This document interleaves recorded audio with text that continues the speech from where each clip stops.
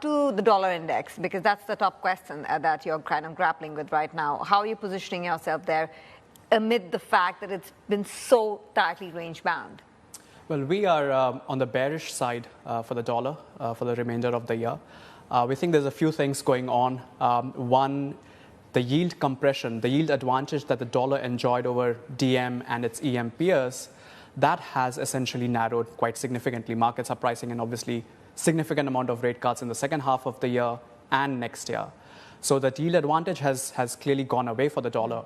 But at the same time, markets are also focusing a lot on the credit tightening and what that means for US growth.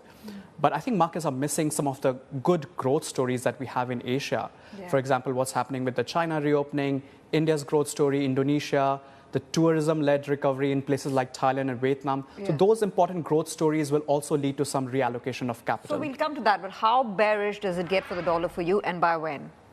So we think for euro, for example, which is the biggest component of the DXY, we are targeting a move towards 112 by the end of the year. The other place where we are looking at significant dollar weakness is against the yen.